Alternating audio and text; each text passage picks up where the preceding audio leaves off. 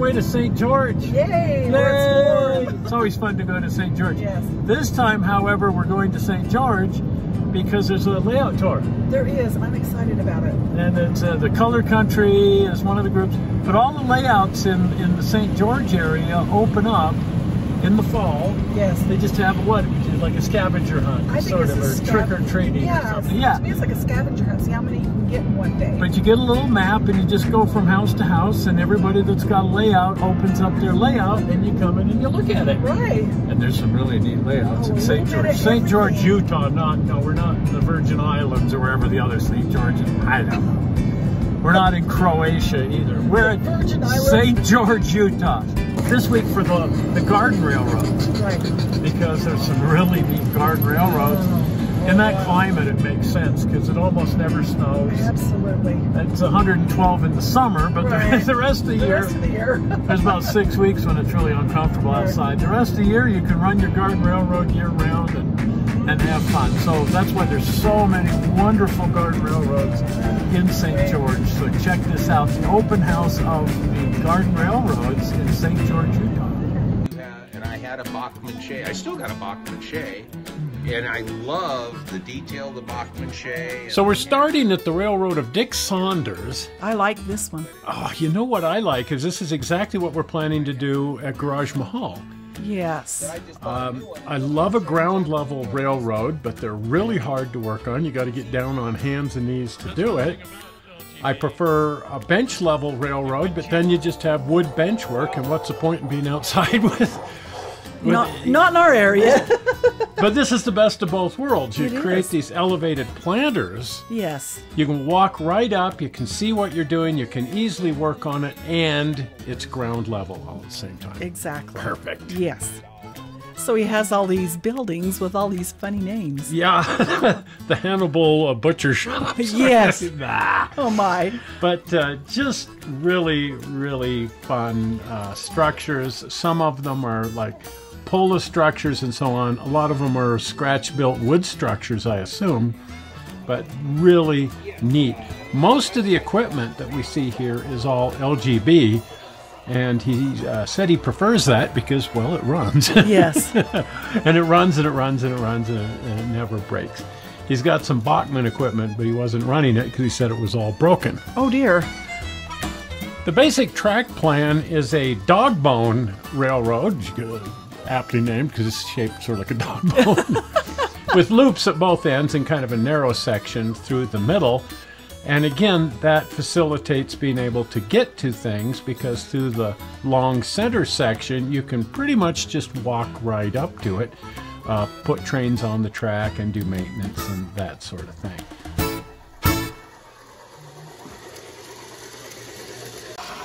This is so much easier. Every element is easier. The gardening is easier. The maintenance is easier. The putting the trains on the track is easier. And I think the visibility is better. Of course, the downside of a railroad like this is you've got to build these huge, extensive planters, and that's no mean feat. No. And bring in many, many, many cubic yards of dirt to fill in your planters. But that is, like I say, what we're planning to do at Garage Mahal. Not on this scale, not this big. It's amazing. It is. This is a fun one. Yes. And I like that it's very much like what we want to do. With the cows? With the cows too, yes. Of course.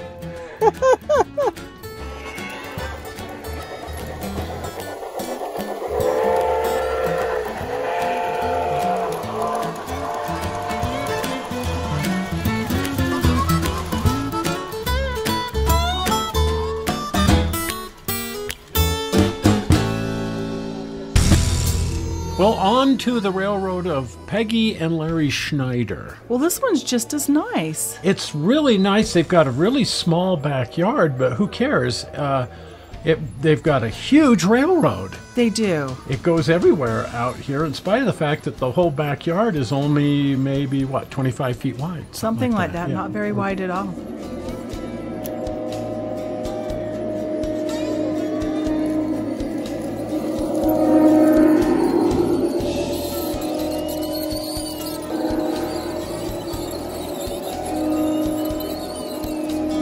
Here again, most of the equipment that he's running is LGB. We saw a few other things in there, but it's predominantly LGB. And again, because it's so darn indestructible. Right, and I like the bubble blower caboose. That's just so Lawrence Welk. It's a very whimsical. I did hear the music. Dun, dun, dun, dun, dun, dun, anyway. Super well operating, nice, fun railroad.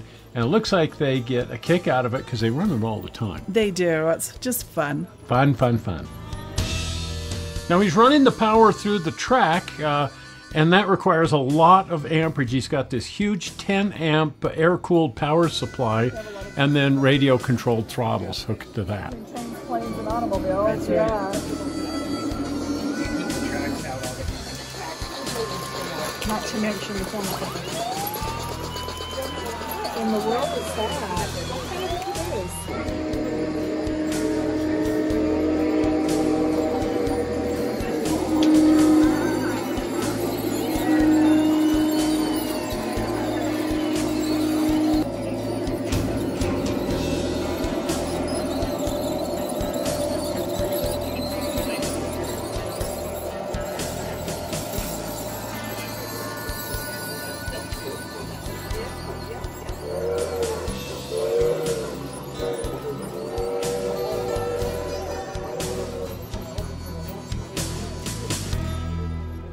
Now this is the railroad of Werner Baisterhollt, and with a name like that, he should be running LGB equipment. Exactly. I'm not sure how you pronounce his name, but if we've said it wrong, we're sorry. Well, I do know how to pronounce Lehman Grossbahn. And there you go. That's this equipment, LGB German equipment, and what a neat railroad. And it proves that you can pack a ton of railroading into very, very little space. Rather than give up his backyard, he just took a little small section in the side yard alongside the house and was able to pack all of this railroading into that very small amount of space. And it's pretty cool. It's really cool.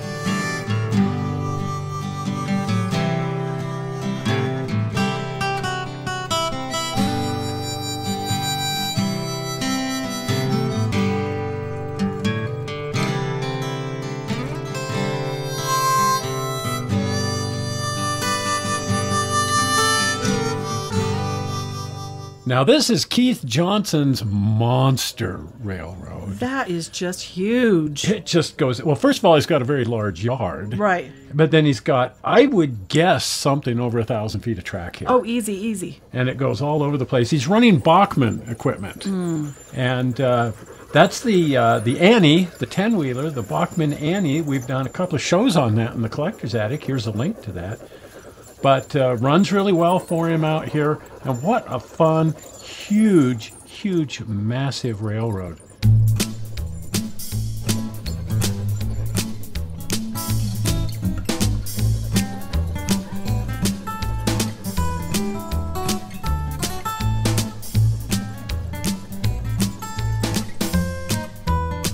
And just when you think you've got the whole main line figured out, we found these loops of track that go clear out over into the side yard. Well, you're gonna have loop go somewhere, but like I say, it's got to be well over 1,000 feet of track. Oh, it just easy. goes all over the place here. He also happens to live right next door to a golf course, which gives the whole thing a huge open feel, and that's really cool as well.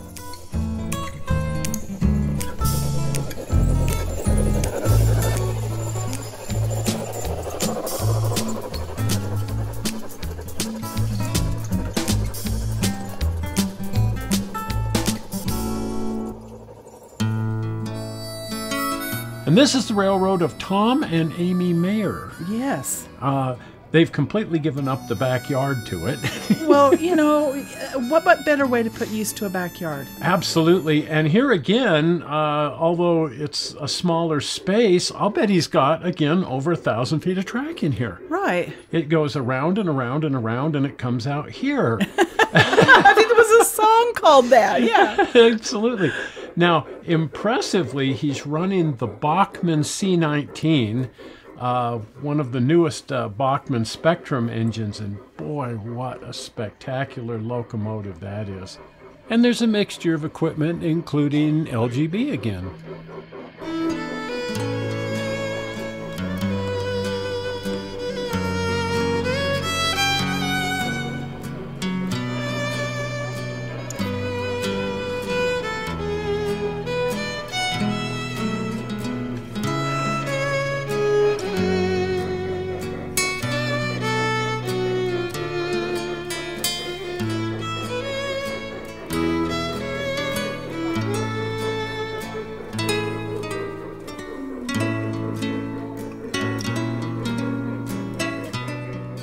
I really love these little wood-built structures.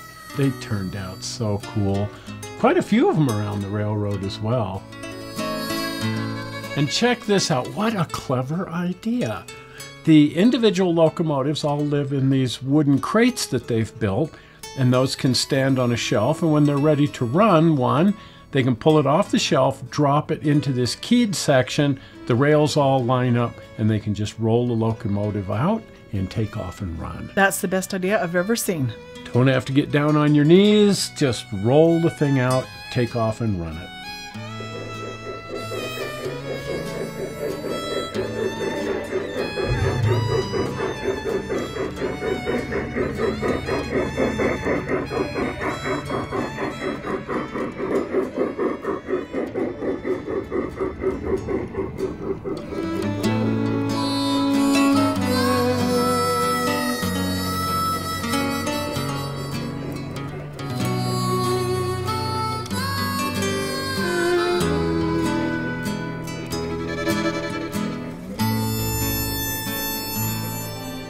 And here we have the railroad of Tim Fitch. Now this is another really big railroad.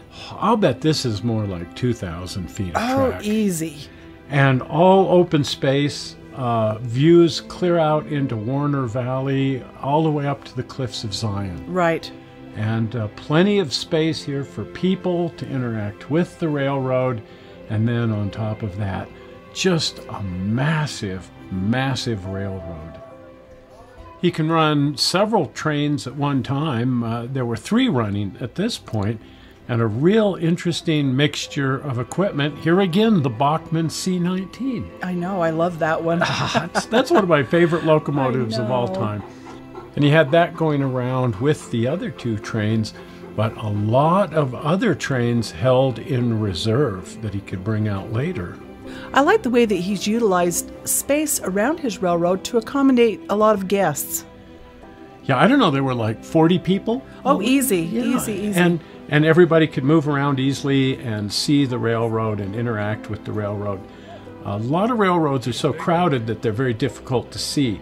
Not in this case. You can wander all over the place and get right up next to the trains and not be elbow to elbow with everybody else at the same time. That's right.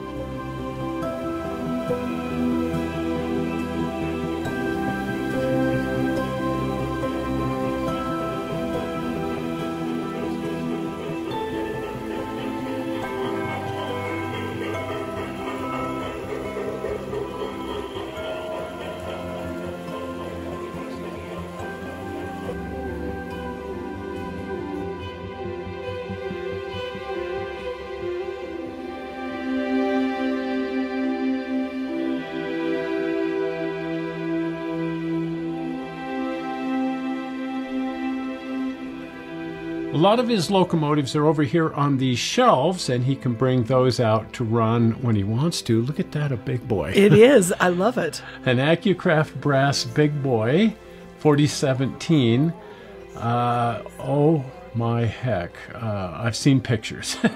These are beautiful. But this is just spectacular to run into one of these in the real world.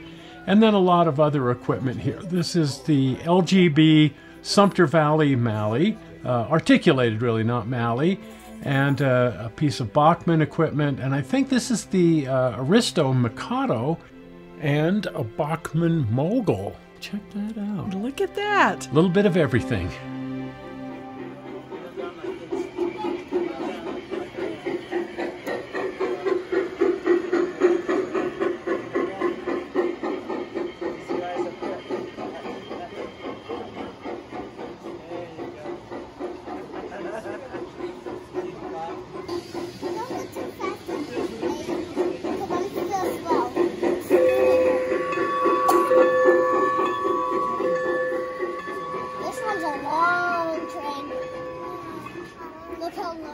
And in spite of the massive size, like any decent railroad, there are parts still under construction. That's right.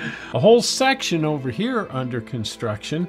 I think when this is finished, it'll probably increase the size of the railroad by, I don't know, 50, 60%? Oh, easy. Yeah, because this is a huge section.